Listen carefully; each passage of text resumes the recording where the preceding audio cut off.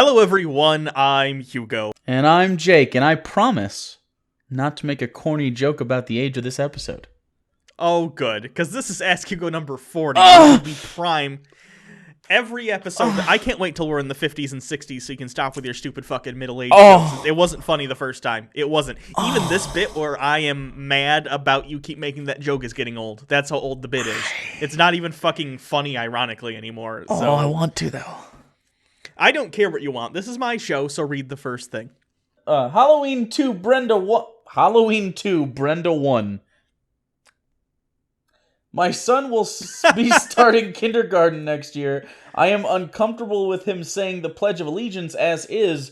I also do not want him to be punished or alienated either. What would you guys do? I have a very easy answer for this, but it's Hugo's show, and I am but his bitch.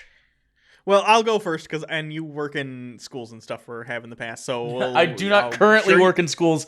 I assume I'm unhireable at this point.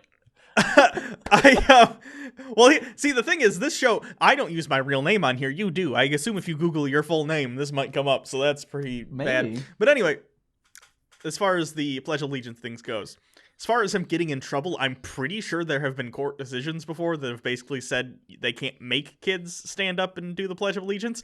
However, the second part about being ostracized by his peers, especially because they're in kindergarten, there's pretty much nothing you can do about that, because I don't think you're not going to be able to sit down with kids and be like, okay, kids, well, you see, the Pledge of Allegiance, you can't explain abstract concepts about patriotism / jingoism and the difference and why you might be opposed to one over the other, or if you're talking about the under God portion, explaining that to kindergartners, you can't do it. So while you can make your kid do this, and I would argue you're kind of, I don't know. No matter what, your kid's going to be, why is that weird kid always sit down when we all stand up? And that doesn't make their opinion right. They're kindergartners. But they're also kindergartners. So they're going to ostracize a kid who's doing something different. I don't think you're going to change that. But Jake, you might have a more informed opinion than myself. I don't know. There was a girl that I went to school with in my tiny hometown, which is very rural, an actual farm town in rural Michigan. And she didn't stand for the Pledge of Allegiance, and we asked why, and she's like, I don't believe in God, and everyone was like, okay.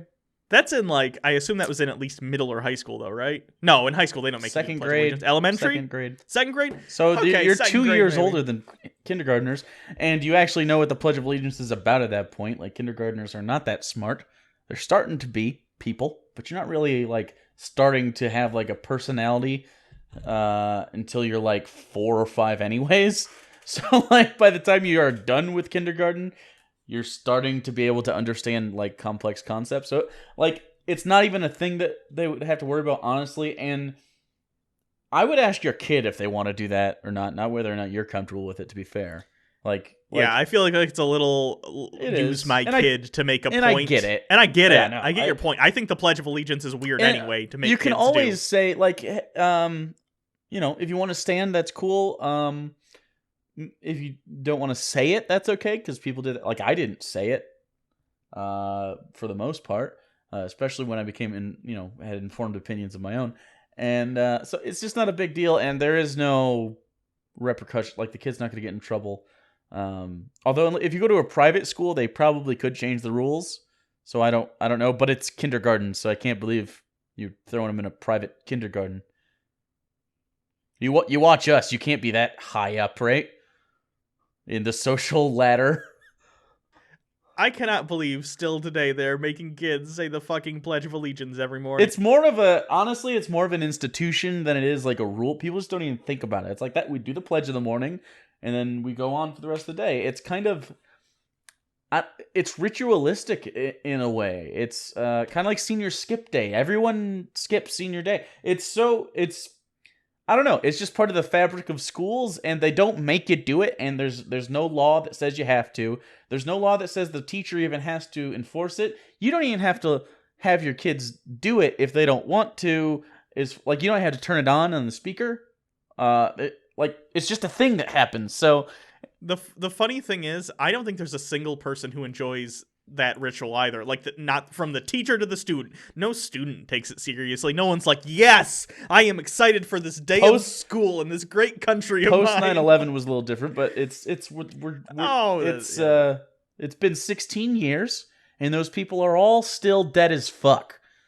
Nothing you can change about that. Not even really doing the Pledge of Allegiance hard. Next question. Joel Knoll or Nowell? Canowell?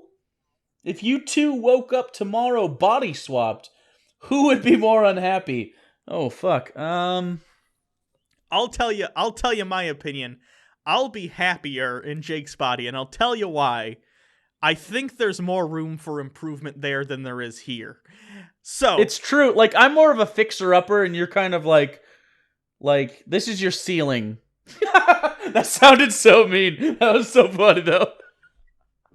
You're a house with, like, really solid bones. Like, the realtor's like, yeah, it's a fixer-upper, but this is, like, a real up-and-coming neighborhood. Like, next year we're getting a Whole Foods and a Jamba Juice. And, like, I'm, like... You're a $3,000, you got foreclosed on. They stole the water heater. Like, they say, okay, this one is... I know this doesn't have a lot of the things on your wish list. And, yeah... It's probably a lost cause, but maybe you can do something with the land. I don't know. It's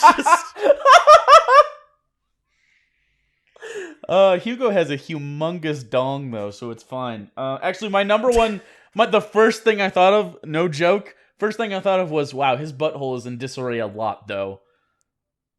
You're not even kidding. You're not kidding. To be fair, I have pretty dry skin, so you'd have to maintain that. I do a lot of lotioning. And my ankle is broken just the fuck off. Like, that hurts all the time. So I know your ankle's an issue, but let me run you down some of this. And a lot of this is aesthetic, but here we go. I got my hairline is ridiculously high. I got a pretty but I got the perpetual widow's peak. I've had this since like high school. It hasn't receded yet. Like it's kind of just stopped, and it's like this is like the DMZ between North and South Korea. Someone's winning this fight. Let's see.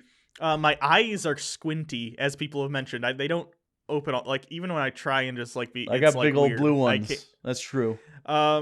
I can't grow a proper beard in any way, shape, or form. It comes in patchy. It's fucking gross. I have rosacea. If you don't know what people don't know what that is, it's like blood vessels in your cheeks that basically make your face red. And I do have a pretty red face normally, but like it gets way worse than this if it's like hot out or I get embarrassed or something. More so than a normal person. I discovered the kicker though. Instead of just dumping on yourself show. There's 3 kids in my house right now. You win.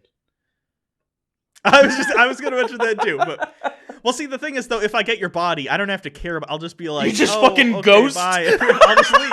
Yeah. Well, I was gonna feed you tonight, but I guess you're done for. Anyways. Yeah, and then moving down teeth, moving down further. I don't have very good teeth. I have straight teeth up here, but I don't have a tooth back here. Another one back here, and then this one up here got chipped in a car accident. So, but they're all in the back. I have on my arms. I have a thing. It's called like chicken skin. I don't know. I got like dots all over. Basically, my hair follicles overproduce a certain thing, so they get all red and bumpy. And then what else? I'm not including the fatness because the fatness is solvable, you know. And then I think that's it. So if anyone invents a body switching machine, I will use it. Jake's not my first choice. Oh no! But neither is my body. So Sir Scout asks Hugo, "Hey Hugo, or the other fuck?" I resent that. What's your favorite dog breed? Probably your mom. Got him. I have a dog. The thing left. Never mind. I was gonna like give a genuinely like this is a wholesome question. We are always getting questions about buttholes and dicks, and you already turned it into a your mom joke. So well, that guy called me the other fuck. It's not that wholesome. I'm just saying. I don't know. Jack Russell Terrier is my answer. My aunt had a cute Jack Russell called Buddy. He was adorable, and then they overfed him and he died. My dog, Darwin, is pretty adorable, and he is a collie and an Australian Shepherd mix, and he is a scientist. So he's a dog. He analyzes shit with his mouth. All right. That being said, all right. Well, all that being said, people, get your dogs from shelters. Don't get pure breeds. They're all inbred and fucked up. I got mine from a farm. Not a dog farm, like an actual farm where they're like, oops, we had puppies. I only get artisanal dogs. Got a nice rind on them. James Rowe asks Hugo, hey TBR, that includes me. I've been watching you guys for a while now, and I've always loved your content. You have low standards. Oh, like always? Have you seen the first 7 videos we put out? No, thank you. A while ago, my mom found me watching your show and freaked out, as she is a Bible humper. I think you dropped a T. Or you have a very interesting mom that I'd like to meet. Recently, she found a slightly sexual conversation between me and my boyfriend on my phone, and a day later found a Dawkins book I had secretly purchased and had been reading. I have done damage control, but I am stuck under the same roof as her and my father for 2 more years, unless I run away, which I'd never do because I love school too much. You're a weird kid. What should I do? So your name is James. I assume that means you're gay, or you have you're the only girl I've ever known to be James. So that's another thing to kind of stack on top of the Bible thumper, if that is the case. I don't know. I'm just kind of inferring. And we messed that up for you. Oh, it's not our fault. They watched it. For one thing, please don't run away. Don't run away. Yeah, that's a terrible decision in any way, shape, or form. As unfortunate as this is going to sound, and we've mentioned this advice, and I know people are like, why do they always answer these questions? It's always the same answer. It's because someone out there might see it for the first time and they need to. As shitty as it is, if it's going to be in conflict and it's going to put you in a shitty situation because your parents are supporting you for one reason or another because of your age or just your financial situation, and the atheism might come in conflict with that, or you being gay might come in conflict with that, you kind of should probably just keep your head down until you're in a place where you can take care of yourself. And I know that's unfortunate, and it sucks, and it feels dishonest, but at the end of the day, the thing that is most important for your sanity and longevity is going to be getting to a place where you are safe and can be who you are in that safe place. And sure, if you ran away, you might be able to be yourself, but probably not in a safe place. So don't do that. Also, if you absolutely need to, reach out to an organization. The FFRF is the place to go.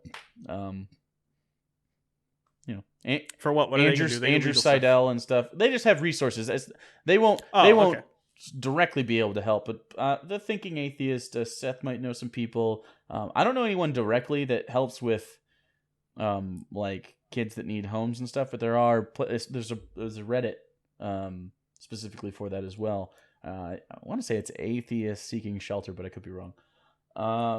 So there's definitely avenues to take if it comes to the worst, but really just try to coexist. And you say you have 2 years left, so you're at best 16. I would just chill on it a little bit and watch us on your phone at school instead of doing your homework. House Crane!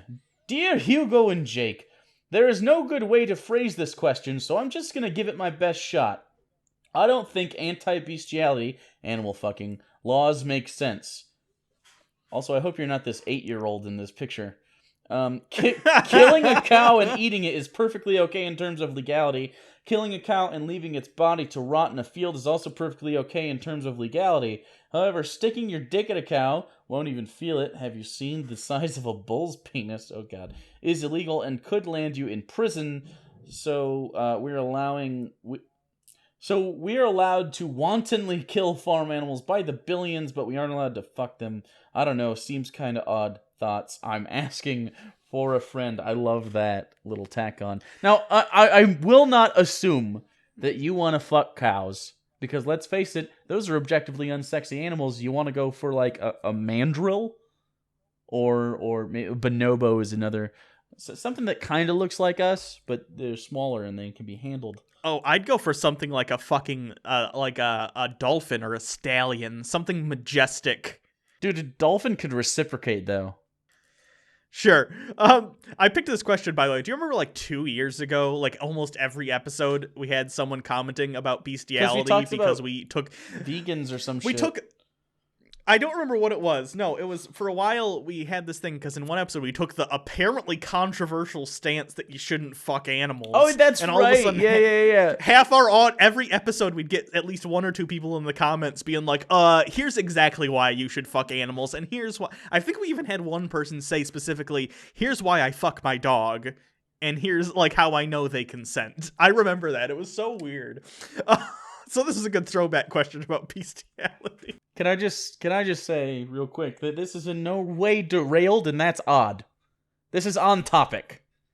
Yeah, it is. It is. So anyway, don't fuck animals. Animals can't give consent. I think even, like I said, 2 years ago, the thing the person said was like, my dog goes and lays in the bed and wag their tail, and they know when it's time to fuck. Like they didn't use those words, but you know what I mean.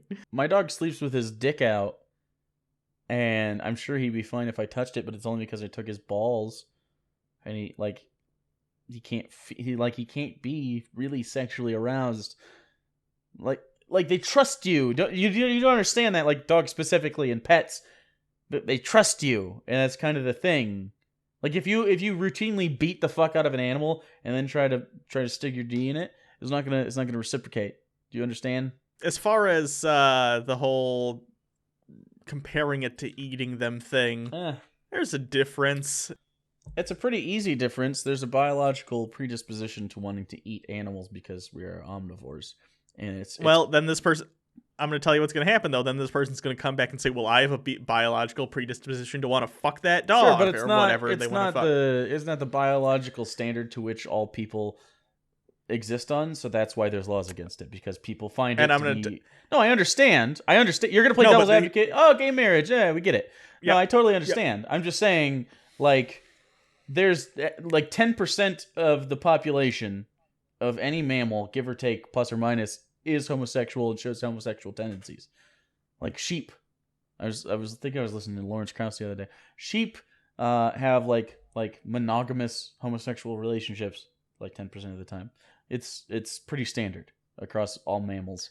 It's sure, but there are animals that fuck other animals too. Yeah, but on a much lower percentage. So the point is, I'm not saying it's morally abhorrent. I'm saying this is why you can't do it, because society is not a monolith, but it does operate with laws in a monolithic status because of, like, you can't have subjective laws. Like, oh, but that guy is really attracted to cows, so he can fuck cows. But Gary over here was just like, it was like a comedy fuck, so it doesn't count. He goes to prison. You can't do that.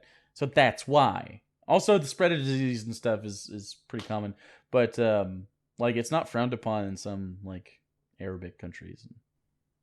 See, I understand where you're coming from, but my reason why I'm against it is different entirely. It's almost entirely on the consent issue. And sure, people will be like, well, you can fuck a dolphin if you consent.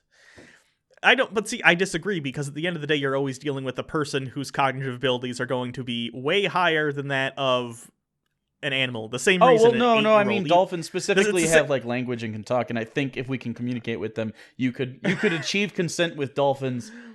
I guess. I'm just saying, as a baseline rule, it's the same reason like a 12-year-old can't consent. Even if it was a 12-year-old who wanted to fuck you, it's just a horny fucking 12-year-old like, I want to fuck you. It's the same reason you can't fuck that 12-year-old. Nor should you want to fuck a 12-year-old in the first place. But even if you do, you don't, because they can't consent. Even if they say yes, it's not considered consent, because they're not considered in the eyes of the law able to make that determination. Or psychology.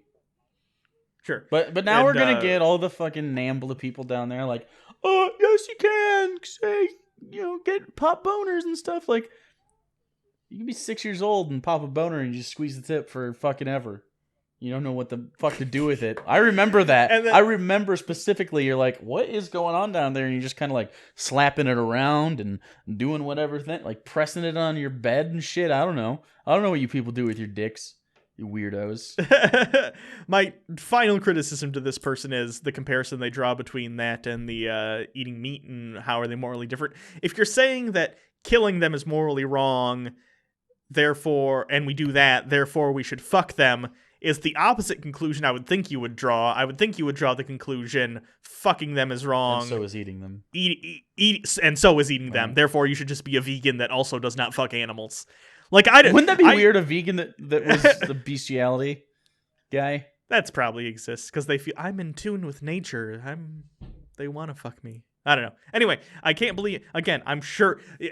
I guarantee you in the comments there's gonna be people like, actually, here's why you should fuck animals, guys, and here's why you were wrong. Make sure to remember those people and not to ever interact with them in person because they'll try to fuck your animals. Honestly, if you want to be like a furry who's like into fucking each other, like that kind of furry, that not just into the anthropomorphic animals, but the ones that fuck each other, please do that instead of fucking actual animals. Also, the harm that can come to animals, especially ones that are smaller than you, like not a cow specifically, but the harm that you could do to like a Jack Russell Terrier, which is Hugo's favorite dog breed, like you would damage the inside of it, even if you have a tiny Asian dick. And now, unfortunately, this video will be unmonetizable on YouTube because we have taken the controversial position of anti-dog fucking. Frostbite asks Hugo, would you rather know when you die or how you die? That's always a good question. These are good thought experiment questions. Real original. I'm gonna have to go with the Tim Burton's Big Fish answer to this question. You seen Big Fish, Jake? I have, but it's been a while. Yeah. What's the answer to that? Well, in that movie, what happens is, or at least in the story, everyone who hasn't seen Big Fish, good movie. Really good movie. It's one of Tim Burton's better movies, and you wouldn't know it's Tim Burton just by watching it. I don't remember the ending. I just remember Ewan McGregor and then the tall tales, and then it kind of wrapped up at the end, and you're like, oh, some of it was like, that's a nice story. Yeah, I like that movie. But anyway. He connects with his dad, right? Yeah. His dying father? Yes. Yeah, good one. In the movie, what happens is, a kid is shown by a witch at a very young age, at like 10, himself dying, and he shows it to a bunch of the friends, and the friends freak out, but the main character, Ewan McGregor, says, some people would see that as a curse, knowing how and when they're gonna die, but knowing when you're gonna die means everything else isn't so scary, because you can't die doing it. So that's my answer. I'd rather know when I'm going to die. That way I know, well, I'm not dying today, I'm dying 30 years from now, Nothing like for instance, I have a horrible fear of flying. I know it's irrational. I know almost no planes crash. Freaks me out, but if I know I'm not dying today, so even if the plane crashes, I'm fine.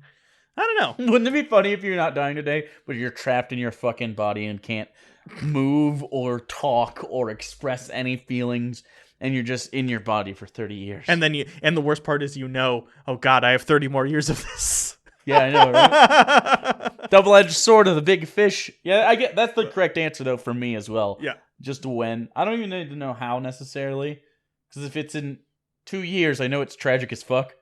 But True. If it's in like 60, it's like, all right, good run. Maybe I'll get cut in half by a claymore though. That's what I'm saying. If it's down to like the day and not just the year, like. That way I can almost dictate how I'm going to die then, and then that's sort of a chicken or egg, why did you die this way thing. But if it's like, I know I'm dying, that's what I'm saying. It's like, I know I'm dying tomorrow, I'm definitely not getting on a plane or going anywhere where something horribly painful could happen. Hold on. Thought experiment. Okay. If you know the exact date of your death and it comes up and you don't die by the end of the day, it's closing in on the hours, and then you off yourself to like fulfill that, was that always going to be how it was because you learned the date of your death? I don't know. Write a fucking screenplay, man. I don't have time for your shit. Edgar Allan Poe. Hank Grizoff. Dear Hugo and Hake. It's funny because you mixed up the beginning of our names. What are your thoughts on consensual cannibalism?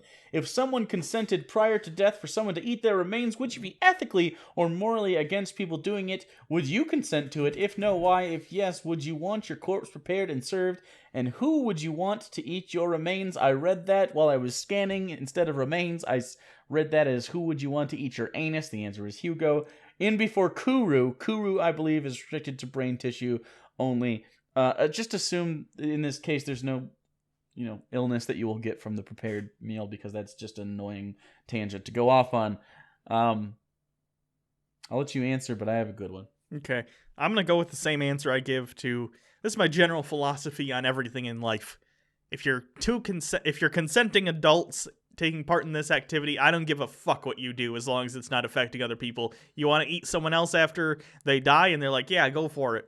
Fucking go for it. There's honestly not a single thing in this world that I could go, holy shit, that's degeneracy and should stop, as long as it's a thing that's not hurting anyone and everyone involved is consenting. Oh, well, if it's consent and two people are hurting each other, that's fine. Oh, sure. Even if basically if the idea of consent. Sure. If gays in Saudi Arabia wanted to get thrown off roofs, okay.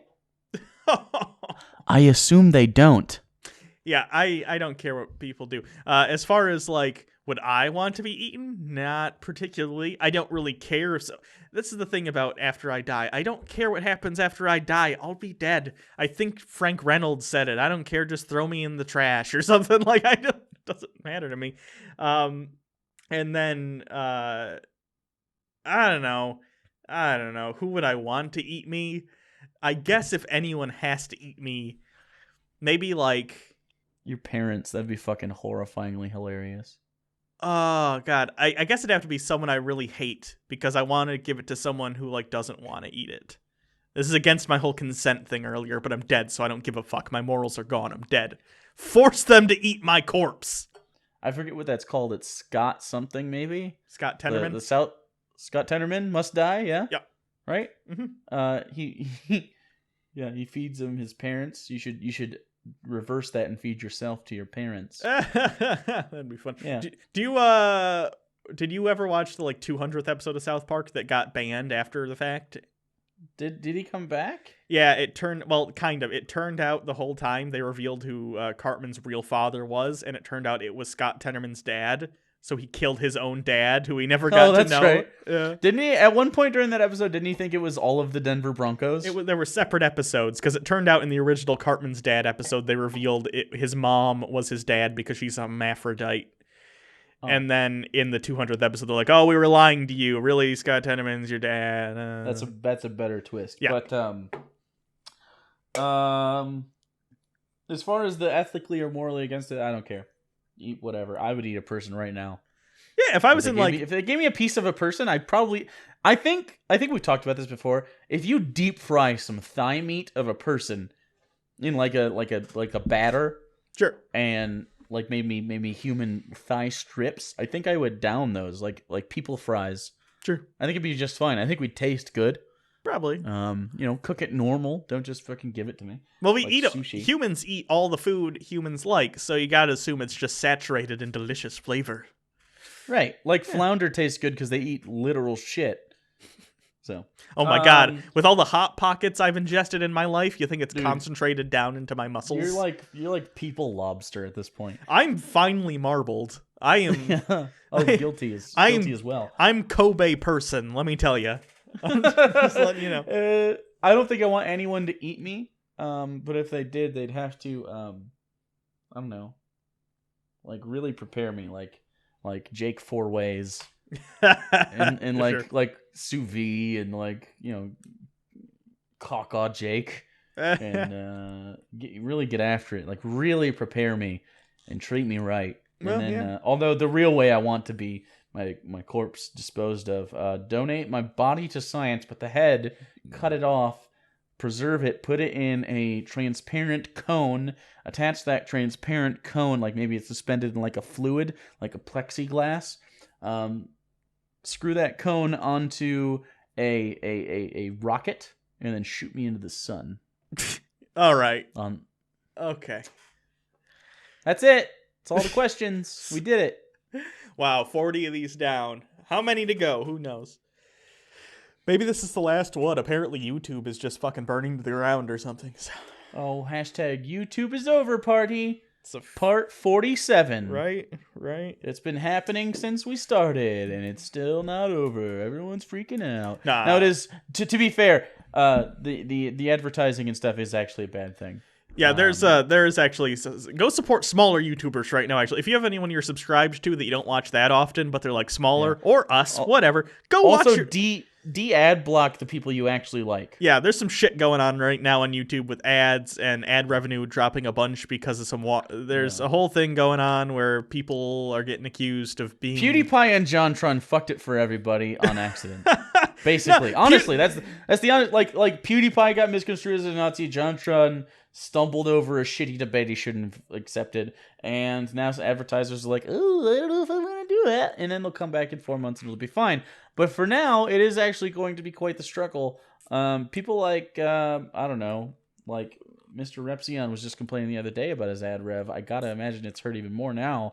So if you like Mr. Repzion or Logic or Mundane Matt or fucking H3H3, because they got demonetized a lot, real fucking heavy for some reason.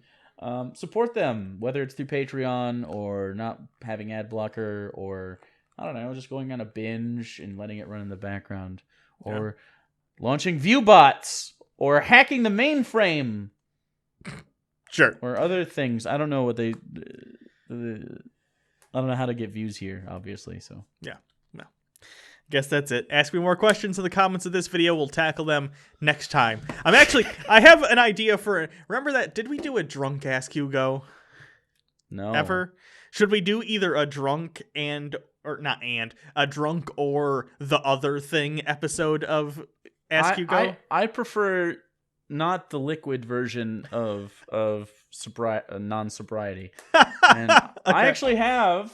and you may not know, this is a container that contains legal herbs in every 50 state, all 50 states, and sometimes like oregano, and some people like me specifically have interesting reactions to those herbs. So we could do that. Okay, let's call that. Next time will be the Ask Hugo, where I smoking oregano. Smoking oregano. That's what the episode will be called. And if you have any questions pertaining to that, or you think would be interesting to hear me talk about well smoked oregano, give us like the really deep philosophical. Give us the whoa man. Yeah, give us some whoa man questions, sure. And we'll get after it. I'll actually do it too. I don't do it a lot. Sure. I don't do a lot of oregano.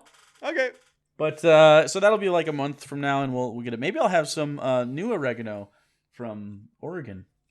Sure. So you know that Oregonian oregano. Sure.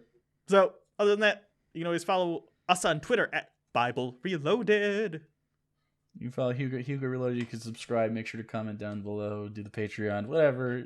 You get it. Do you know what happened? You know what happened to me today? I wanted to tell this story, but I didn't have time. Okay, go for it, real quick. I woke up this morning and I, checked my phone and I got a little notification that said Tay Zonde followed me on Twitter. No, he did not. And I was like, oh shit, that's the Chocolate Rain guy. And it was like, it had his little check mark. And I was like, oh shit, I wonder how he is aware of us. And then I looked at his profile and there are 500,000 people following him and he is following 500,000 people. And then I got depressed. Fuck. And then I got depressed for Tay Zonde for how much attention he must feel he needs now or something in order to do that. Chocolate rain. Some stay dry and others feel the pain. Chocolate rain. Stop this recording so we can leave.